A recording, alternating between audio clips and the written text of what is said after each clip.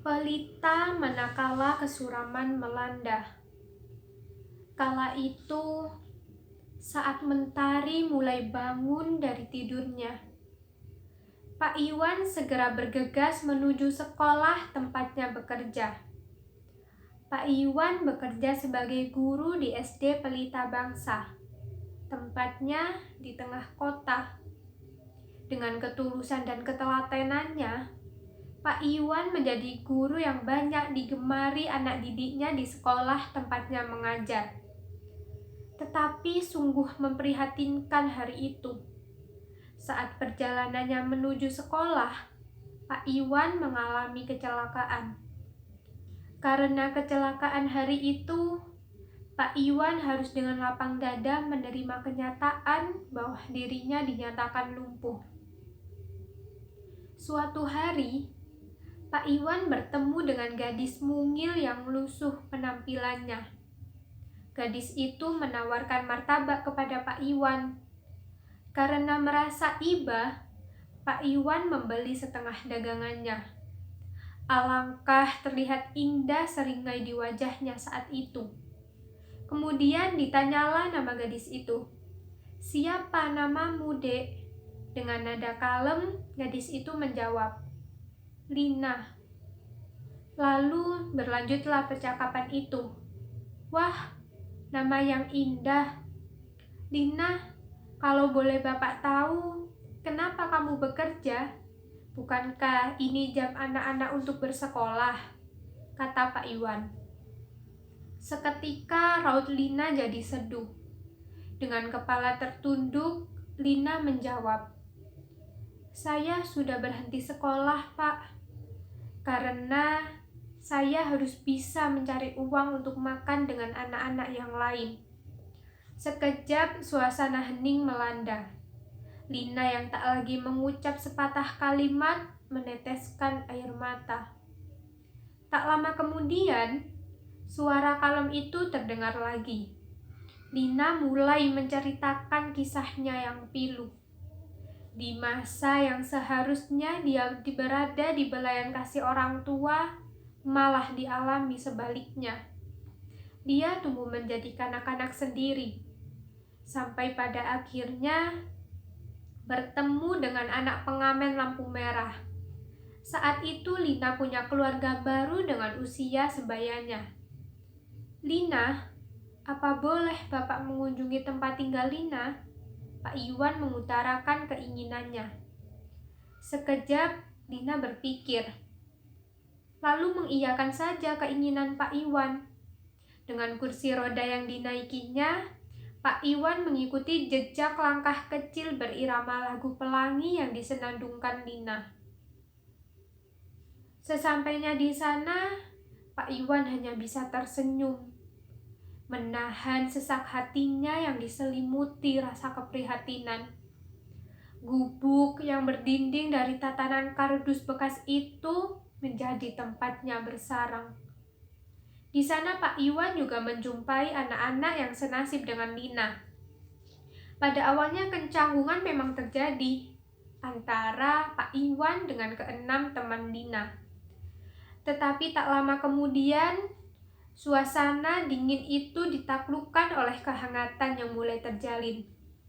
Dan tak terasa matahari sudah bersiap meninggalkan langit. Pak Iwan pun pamit untuk pulang. Di kursi yang sudah reot itu Pak Iwan termenung. Dirinya memikirkan bagaimana nanti masa depan anak-anak itu. Terlebih lagi, tak satu pun dari mereka yang bisa baca tulis. Akhirnya di keesokan hari, Pak Iwan kembali mendatangi Lina dan teman-temannya. Di sana Pak Iwan menawarkan diri untuk menjadi guru bagi anak-anak. Awalnya mereka tidak menjawab, karena mereka berpikir itu akan merepotkan. Tetapi Pak Iwan sudah menyiapkan keyakinan semalaman. Dan diberilah pengertian akan pentingnya pendidikan terhadap anak-anak. Dengan ketelatenan Pak Iwan, anak-anak akhirnya setuju.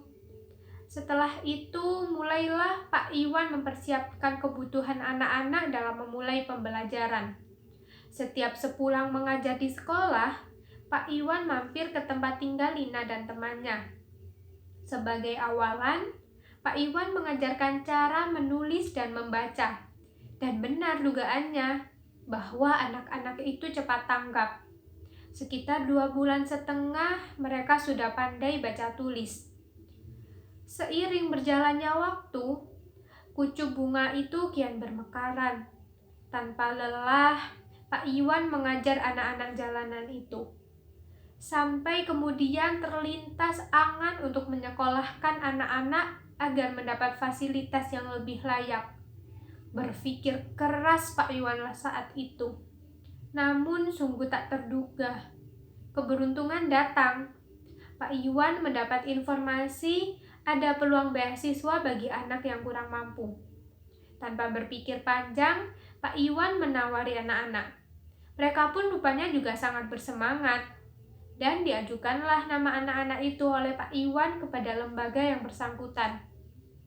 Dan sungguh benar kata pepatah, bahwa usaha tidak akan mengkhianati hasil. Lina dan teman-temannya diterima untuk menjadi siswa-siswi di SD pinggiran kota. Kini Lina dan teman-temannya sudah duduk di bangku kelas 6 SD. Seusai sekolah, mereka bekerja agar punya uang saku.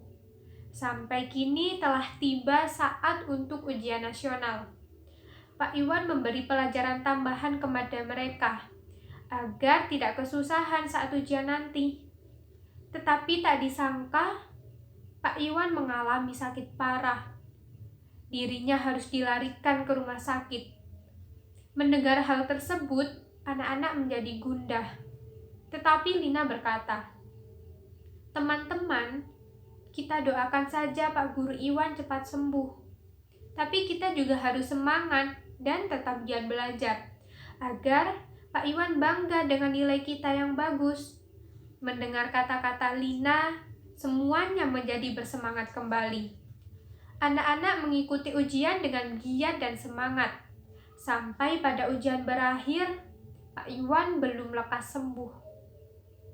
Anak-anak mulai murung, karena sebentar lagi akan diadakan wisuda kelulusan. Mereka pun mencoba mendatangi rumah Pak Iwan.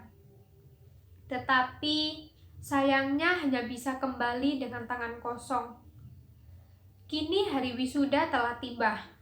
Lina dan teman-temannya mengikuti acara tersebut tanpa ada dampingan seorang wali. Memang riang sekali tampak bisa terlihat dari wajah mereka. Tapi di balik itu ada rasa kecewa atas tidak hadirnya sang guru yang membimbing mereka dari awal. Proses wisuda telah sampai pada acara inti, yang dalam hal ini banyak siswa-siswi merasa gugup akan pengumuman nilai.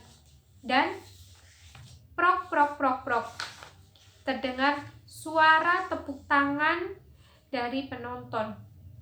Lampu panggung wisuda menyoroti Lina dan teman-temannya yang menjadi juara 10 besar nilai terbaik dalam ujian nasional. Sontak mereka saling berlangkulan dengan selimuti tangis haru bahagia. Lina yang menjadi peringkat pertama diminta memberi sambutan mewakili teman yang lain. Pada sambutannya, Lina juga menyebut nama Pak Iwan sebagai gurunya yang berjasa membawa masuk ke sekolah dan tak lelah membimbingnya untuk selalu semangat dan menimba ilmu. Kini usai sudah acara wisuda kelulusan itu. Langit yang menawan dengan pemandangan sirip ikan menemani langkah pulang Lina dan yang lainnya. Alangkah terkejutnya mereka melihat sosok perempuan yang menunggu di gubuk tempat mereka tinggal. Wanita itu membawa hadiah untuk Lina dan teman-temannya. Saat itu mereka bertanya-tanya, siapa wanita tersebut? Kemudian ditanyalah oleh Lina, "Mohon maaf Ibu, kalau boleh tahu siapa Anda?" Wanita tersebut menjawab, "Saya istri dari Pak Iwan anak-anak, dan ini Pak Iwan menitipkan hadiah untuk kelulusan wisuda kalian." "Wah, tapi kemana Pak Iwannya Ibu?" tanya Anton. Wajah istri Pak Iwan berubah menjadi sendu. Dengan nada mulai goyah, dijawabnya pertanyaan anak-anak. Kemarin, Pak Iwan divonis terkena penyakit stroke. Kemudian, karena terkejut, kondisi Pak Iwan kritis. Dan mungkin Tuhan lebih menyayangi Pak Iwan, sehingga dipanggillah Pak Iwan untuk pulang ke pangkuan Yang Maha Kuasa. Seketika, keindahan langit runtuh dihancurkan petikan kalimat yang menyayat hati. Lina dan teman-temannya menangis mendengar hal tersebut. Lalu, disampaikanlah pesan Pak Iwan kepada anak-anak itu, bahwa Pak Iwan ingin agar mereka bisa terus bersekolah dengan giat dan menjadi orang berpendidikan. Selain itu, Pak Iwan berpesan agar mereka bisa menjadi orang yang murah ilmu apabila sudah sukses nanti. Waktu telah berlalu. Tak terasa, anak-anak itu telah bertambah dewasa. Mereka telah tumbuh menjadi pribadi dengan wawasan yang luas. Sekolah sambil bekerja dijalaninya selama ini. Kini, tiba waktunya memanen buah dari kerja keras yang telah dilakukan. Mereka menjadi orang sukses, dan tak jarang mereka mengunjungi makam Pak Iwan untuk memanjatkan doa sebagai balasan jasa Pak Iwan yang tak terhingga. Sungguh, Pak Iwan telah mendidik mereka menjadi seseorang dengan kepribadian mulia.